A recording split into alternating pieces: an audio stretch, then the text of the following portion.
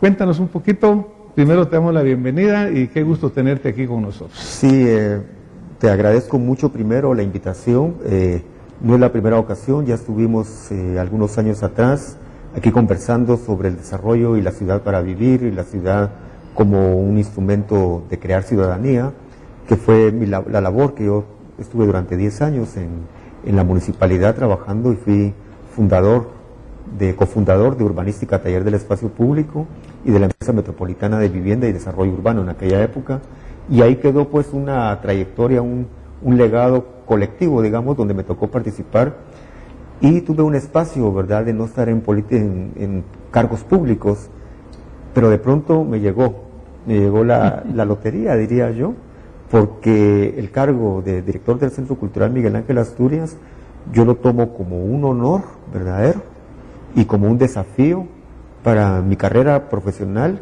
y para mi construcción como persona. Entonces, estoy en un momento muy importante, me siento orgulloso, me siento muy guatemalteco y me siento muy animado y estimulado, en el mejor sentido de la palabra, para ver cómo sacamos adelante el Centro Cultural Miguel Ángel Asturias. Muchas gracias, Álvaro. Verdaderamente esas son palabras que reflejan lo que este programa quiere hacer, es acción positiva, un ciudadano que de veras tiene el conocimiento, la experiencia y sobre todo ese deseo que está expresando tan grande y también de hacer algo bueno por Guatemala.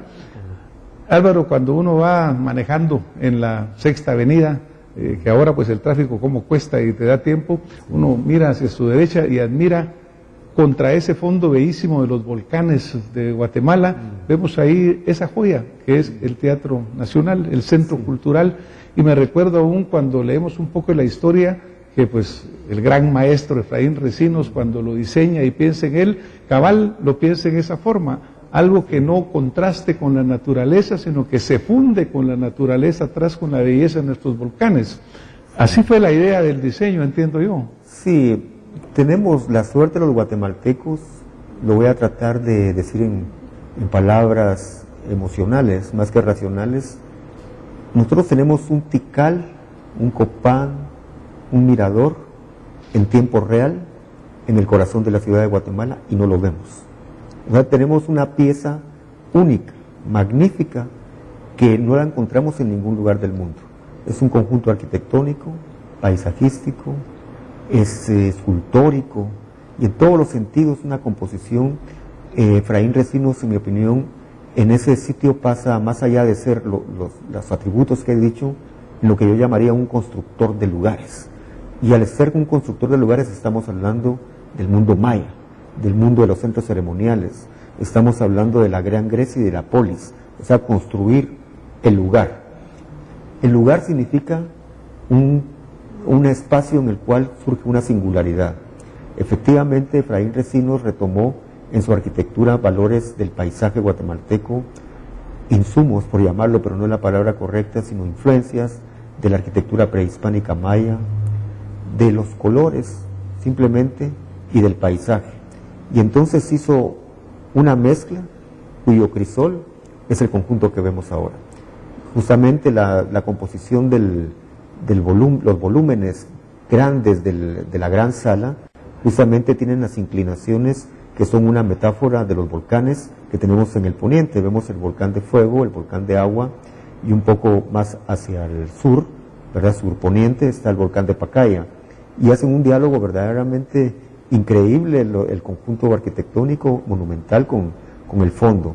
Y luego tenemos una declinación en tonos azules a blancos, ¿verdad?, una declinación muy sutil que elabora él con mosaico veneciano que se trajo de México en su momento, y entonces hace una referencia al azul y al blanco del cielo guatemalteco. También podemos ver las inclinaciones del volumen, y eso está haciendo una referencia a las pirámides de Tikal, ¿verdad?, clarísimas, ¿verdad?, pero sin copiar. Ese es el punto, es una recreación del siglo XX básicamente. Además hay referencias también muy escondidas, podemos llamar, pero si prestamos atención hay también unos dinteles que están prácticamente reelaborando los jaguares del mundo maya y el simbolismo que ellos tenían, el jaguar en posición de ataque y en posición de tranquilidad. Eso lo podemos ver también en algunas fotografías que les dejé para que ustedes puedan verlo en su momento. Entonces, estamos hablando de una arquitectura universal y local a la vez. Eso es la gran novedad y el gran aporte de Efraín Recinos. Pues miren qué lindo verdaderamente oír esa descripción que nos hace aquí el arquitecto, porque pues se siente, se vive un poco de lo que Efraín Recinos dio en lo que estaba haciendo. Pero verás, cuando pasen ustedes ahí, miren, levanten su vista y van a admirar esa maravillosa obra.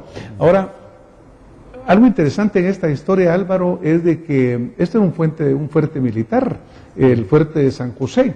Y tal vez si nos contaras tú un poquito de esa historia, de dónde viene un poco el antecedente, la revolución de 1944, qué sucede en ese momento y cómo hemos llegado a este punto. Sí, sí. Entonces, tomando las frases anteriores, Efraín Recinos se constituye en un constructor del lugar, y yo diría también metafóricamente en un tejedor del tiempo.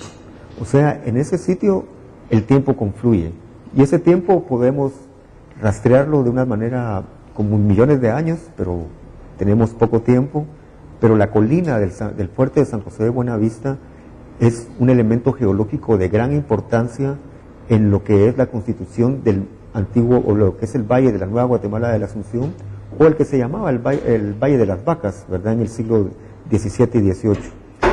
Nos damos cuenta, y los invito a los ciudadanos, como ya tú invitabas, cuando pases en tu vehículo o en el Transmetro, o simplemente como peatón, o hasta pararse simplemente y admirarlo, ¿verdad? Entonces vas a ver que está en alto, que parece muy obvio, pero esa altura es lo que se llaman los altos estructurales del relieve del Valle de Guatemala, que se construyeron millones de años atrás por un sistema y un modelo geológico que se llama por subducción.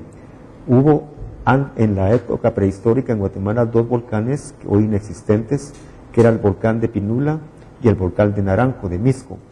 Ambos tenían, digamos, un choque tectónico entre ambos volcanes, y por eso y le digo a los ciudadanos, un poco invitándolos a vivir la ciudad de otra manera, cuando vayan de regreso, a los que viven en carretera El Salvador o San José Pinula y van subiendo la carretera El Salvador, que se olviden de ese tráfico infernal cotidiano y que piensen que están subiendo lo que quedó de un antiguo volcán, que era el volcán de Pinula. Digamos, lo que quedó, el vestigio que quedó del volcán, esa ascensión que tienen ahí. Y los que van a Misco, por lo mismo, que van otra vez en ese mismo tráfico, como van subiendo paulatinamente, si se dan cuenta, están subiendo a lo que quedó, ¿verdad?, el vestigio geológico, mejor dicho, que quedó. Ambos volcanes chocaron bajo el valle, por ponerlo muy gráfico, y entonces levantaron ambos el valle y crearon lo que es la colina del fuerte de San José. O sea, nosotros somos producto de la geología, y por eso cuando uno va sobre la Bolívar puede voltear a ver, si va de sur a norte a la derecha, y mira la zona 4 y la zona 9 abajo, porque todos vamos en la parte alta de esos altos estructurales. Se declina un poco por el centro y vuelve a aparecer en el Cerro del Carmen. Esa es una historia, pero tiene, digamos, ese tipo de referencias geológicas también la colina, y entonces justamente por sus propiedades de la altura le dieron un carácter estratégico, y eso fue interpretado a mediados del siglo XIX, cuando se estaban dando las guerras centroamericanas, ¿verdad?, las guerras por los unionistas y los que estaban los conservadores. Era una lucha entre conservadores y liberales. Desde ahí viene los liberales que estaban encabezados por Morazán, y los conservadores por Carrera. Gana Carrera, y ese fuerte de San José de Buenavista es una iniciativa de mediados del siglo XIX justamente, y se instala para proteger todo lo que venía, las amenazas que venían a través de lo que era el antiguo Camino Real del Golfo, el que venía de la antigua Santiago de los Caballeros, antigua Guatemala, que es viniendo por la actual Roosevelt, por el Guarda, y viniendo por la Bolívar. Por eso está colocado estratégicamente en ese punto, por eso está en esa esquina del centro y no exactamente en la parte céntrica. Y entonces defendía la ciudad desde ese punto de vista. Ese fuerte de San José de Buenavista, pues justamente fue elaborado y fue triunfante, pues, cuando fueron las guerras centroamericanas en Guatemala.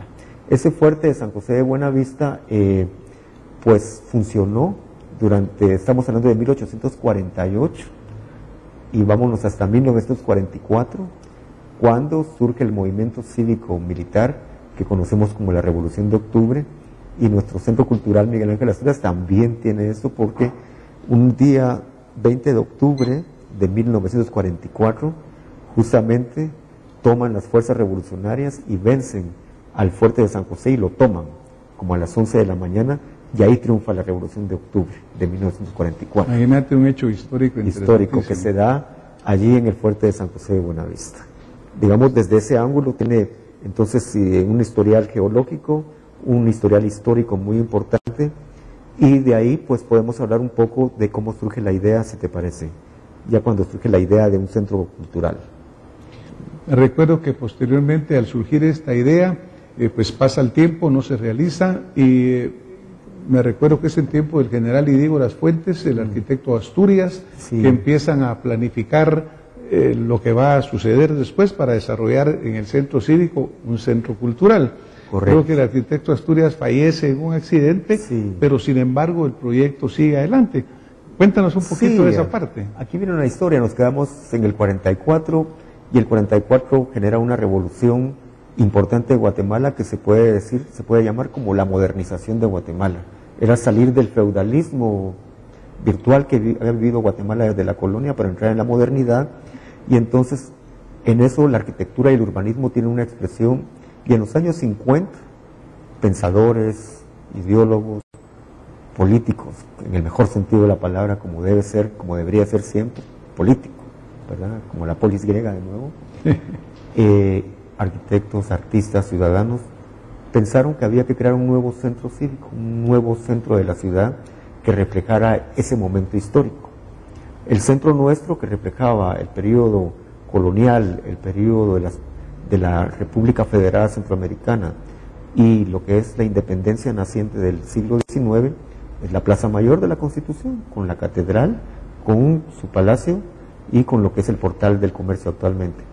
Eso representaba el pasado, y entonces piensan, vamos a hacer un centro cívico, y piensan realizar lo que se llamó en aquella época un nuevo corazón de ciudad.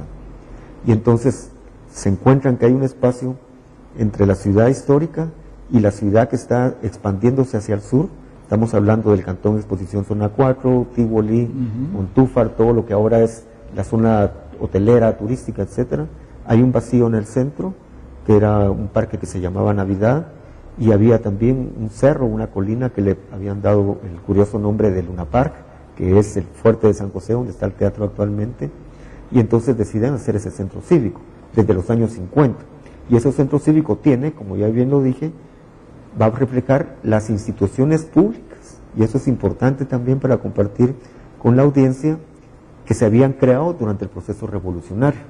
No es nada más hacer arquitectura por hacer arquitectura como se hace ahora, sino que hay un simbolismo, hay una concepción del lugar. Por eso está la Municipalidad de Guatemala allí, porque la autonomía municipal se había logrado durante la Revolución de Octubre. Por eso vamos a encontrar el Instituto Guatemalteco de Seguridad Social, porque el código, ¿verdad? No es el código, perdón, sino que la reforma y la creación del Instituto de Seguridad es un aporte también del gobierno de la Revolución. La Banca Nacional, el Banco de Guatemala, el crédito hipotecario, son símbolos, y lo que crearon fueron palacios que simbolizaran eso, y en ese momento la generación que nos precedió en esa época pensó también que ese centro cívico debiese acompañarlo un centro cultural, y ya lo acompañaba una ciudad de los deportes, y pensaron también en crear un centro de vivienda inmediato a él que nunca se construyó. O sea, eran visionarios en el mejor sentido, eran personas que estaban con una lucidez y con una, en mi opinión, los ciudadanos en acción positiva, verdaderamente en los años 50. Sin embargo, la historia de Guatemala está llena de vaivenes y de tragedias, y entonces ocurre lo del 54, que no vamos a profundizar ahora. Lo único que llama la atención es que esta idea del centro cívico traspasó el corte histórico político de Guatemala de una manera increíble. Igual que pasó Santo Tomás de Castilla, que fue pensado en el 44, en el periodo revolucionario, y lo concluyeron en el periodo liberal de la liberación. Hay varios proyectos de ese tipo. Eran tan buenos que no podía pararlos una simple lucha ideológica. Pero qué bueno que eso sucede, ¿verdad, Álvaro? Sí, sí. Algo que suena también muy interesante y que Primero, gracias por toda esa explicación, porque verdaderamente es interesante verlo bajo esa luz, esa perspectiva.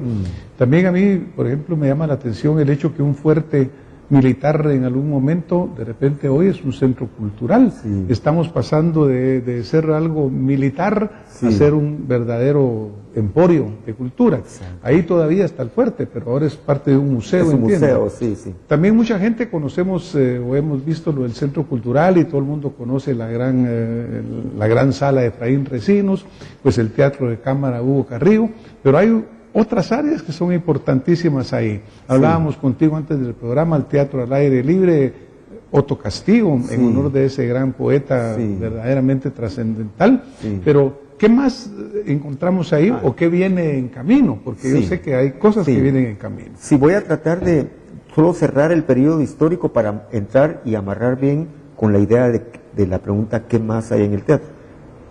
Cuando pasa el 54, en el año 61, o sea, unos pocos años después, la idea la retoma el general Miguel Idígoras Fuentes, presidente militar, en el año 61, y es donde ya tú mencionabas, donde él encarga al arquitecto Marco Vinicio Asturias el proyecto de este gran teatro, ¿verdad? Marco Vinicio Asturias sufre lamentablemente una trágica muerte, ¿verdad?, en automóvil.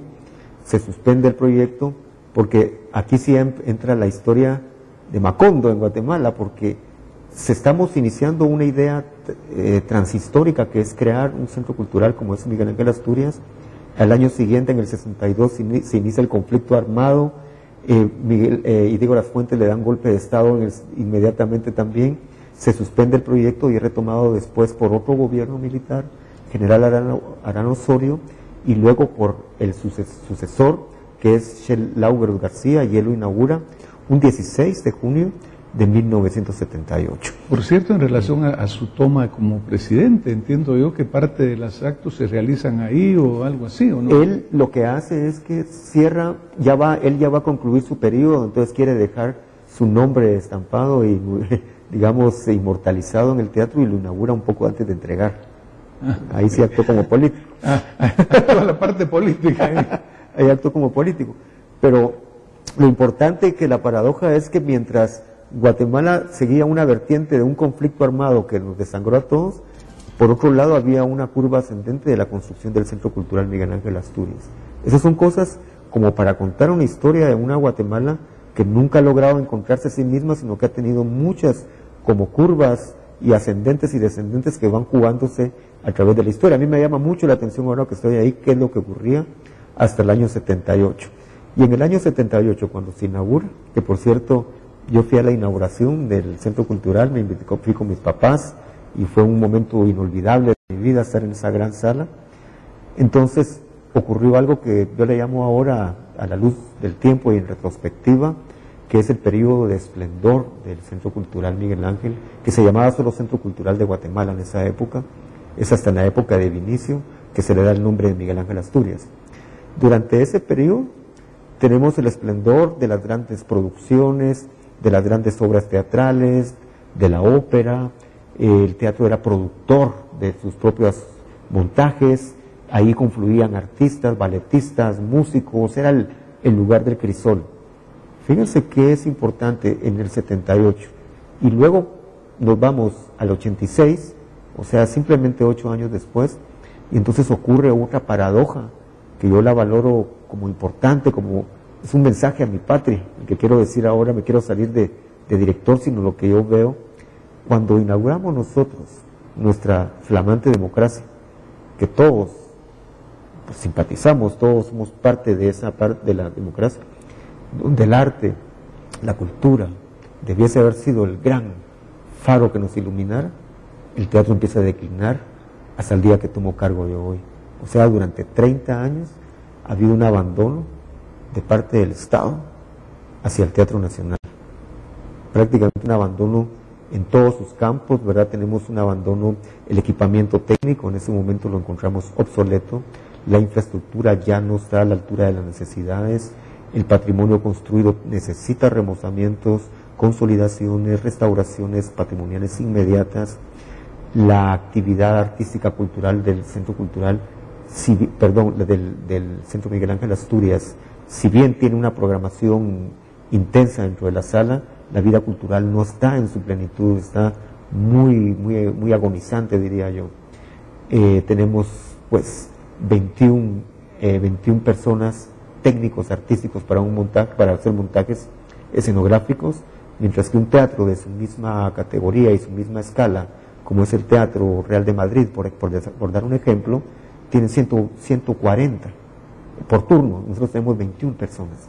Imagínate tenemos, un presupuesto muy apretado, obviamente refleja eso. El presupuesto es si yo digo que el Estado no ha asumido su responsabilidad con la cultura, tengo datos para decirlo, no es retórico, comparaciones para poder ver. Dije, en una noche de insomnio pensando en qué hacer cuando me dan el cargo, porque si me la pasé duro, ¿qué vamos a hacer? Entonces me puse a revisar presupuestos de otros teatros similares. Dije, no vamos a México, ni a Brasil, ni a Argentina, para que no me digan que no estoy comparando igual con igual. Comparé el Teatro Nacional de Costa Rica, una pieza de arquitectura maravillosa de postrimería del siglo XIX, no sé si lo conoces, pero es una belleza, y entonces mucho más pequeño que nuestro teatro, y su presupuesto anual ordinario, que lo vi en la hoja original porque tienen un portal de transparencia, de 43 millones de quetzales. Imagínate. Y el presupuesto ordinario anual del Centro Cultural Miguel Ángel Asturias, después de 38 años de existencia, es de 6.9 millones. Entonces yo dije usé la palabra, abismal. No hay comparación. Sí, no, Guatemala es un país que tiene un producto interno bruto más alto que Costa Rica, pero Costa Rica tomó decisiones de Estado 60 años antes que nosotros, decisiones de Estado, ¿verdad? De estadistas, llamemos así. Le apostó a la cultura, le apostó al arte y le apostó al medio ambiente. Nosotros no. Por eso estamos con las situaciones de violencia, de analfabetismo, de poco desarrollo, porque la cultura juega un valor importantísimo. Entonces, 6.9 millones son 5 veces más de presupuesto. Esos son los hechos concretos. Y eso ocurrió durante los periodos democráticos. Igual que sucedió, mi querido doctor, con el abandono de las escuelas públicas y con el abandono de los hospitales públicos. La salud, bueno, la salud. Lo que tú mencionabas, digamos, en relación a Costa Rica, pues un país hermano que ha hecho avances importantes en comparación con lo nuestro. Pero ellos, muy bien señalaste tú, que ellos invierten muchísimo en su gente, en educación, en salud. Por ejemplo, la inversión en salud que hace Costa Rica es muchísimo arriba de la nuestra. Nosotros hacemos menos del 2% de inversión en salud pública, ellos están casi que en el 6% de su Producto Interno Bruto. Y educación, pues ni decirlo, porque la educación allá es una inversión muy grande. Yo creo que esas decisiones de Estado, como tú señalas, son las que verdaderamente tenemos que analizar. Y obviamente al lado de una mejor calidad de vida, pues está la parte cultural, que es una parte fundamental del ser humano, ese derecho a realmente tener acceso a actividades culturales donde se pueda expandir lo espiritual, lo cultural, la lectura, el arte, la música. Es importantísimo que verdaderamente la gente que está dirigiendo nuestro país, pero también ustedes, los ciudadanos que estamos oyendo este programa, que están viéndolo, debemos de pensar que como país debemos de pensar en esa forma. Tenemos que dirigirnos en esa forma, porque no podemos nosotros seguir adelante sin tener esas inversiones en temas tan importantes como es nuestra cultura y la educación. ¿Para qué hago este pequeño paréntesis? Pero es que realmente tus palabras me han motivado a decir esto, porque es un sentimiento que estoy seguro compartido por muchísimos guatemaltecos. Sí, correcto, porque entonces, y yo lo interpreto desde la trinchera del Centro Cultural, desde ahí tengo un laboratorio de lo que es Guatemala, lo que me está ocurriendo. Entonces, ¿qué pasa? Nosotros venimos con una línea declinante desde hace 30 años y es el momento en que su servidor toma cargo. Y ese cargo, yo tenía 2 opciones para tomar el cargo. Seguir administrando el mal y la mediocridad, ir de 9 a 5, ir a mi casa a ver las novelas que no veo, ¿verdad? Pero por decir hacer una parodia, o trabajar por el Centro Cultural, por el Teatro Nacional, y por mi país, y es mi opción, la única que tengo. Y entonces la idea es parar esa declinación, suspender esa declinación Tenemos un proyecto que se llama, declinar y ascender la curva. Si logramos hacer eso, ese programa se va a llamar el Renacimiento del Centro Cultural Miguel Ángel Asturias. Nuestra idea es ahí emprender una nueva ruta en el campo cultural, arquitectónico, paisajístico, en el recurso humano. Pensamos que una prioridad nuestra es dignificar al recurso humano, la gente que ha trabajado ahí, que es parte del abandono también durante tanto tiempo, y estamos en eso. Nuestras luchas se han concretado puntualmente en poder analizar esos puntos medulares y no decorativos. En ese sentido, la lucha primera fue aumentar el presupuesto del Centro Cultural, y el día de hoy puedo decir con mucha alegría, con mucho orgullo, que nos han aprobado 10 millones de quetzales más para el 2017. Ya se encuentra en el presupuesto nacional dicho presupuesto, y además 14 millones para concluir la obra póstuma, por llamarle así, que dejó el maestro Recinos a medio construir dentro del mismo Centro Cultural, que es el Instituto Nacional de la Marimba. Entonces nuestra idea es, entre muchos proyectos que creo que no nos va a dar tiempo hoy, quiero transmitir la energía. Tenemos un plan técnico, que es un plan maestro, plan de manejo, que yo como arquitecto pues es mi especialidad, para poder llevar a cabo el renacimiento, y vamos a declarar como gran plataforma mental, llamémosle nacional, el 50 aniversario de la recepción del Premio Nobel de Literatura de Miguel Ángel Asturias. Álvaro, la verdad que esta temática que hemos tocado hoy contigo, pues nos ha generado una tremenda cantidad de material. La verdad que estamos recibiendo llamados de la audiencia que quieren que sigamos hablando el próximo domingo. Entonces yo te quiero invitar de una vez a que sigamos este programa, porque hay tanto tema tan bonito que has venido tocando que yo no puedo quedarme a la mitad de ello. Hoy nos vamos a tener que ir, Álvaro. Bueno. Pero te invito de una vez a que sigamos el próximo domingo y concluyamos con toda esta información tan interesante que tanto interés está generando. Nos vamos a tener que ir hoy. Muchas gracias por estarnos acompañando. Y el próximo domingo estamos con ustedes de nuevo, con el arquitecto Álvaro Vélez, director del Centro Cultural Miguel Ángel Asturias. Buenas noches.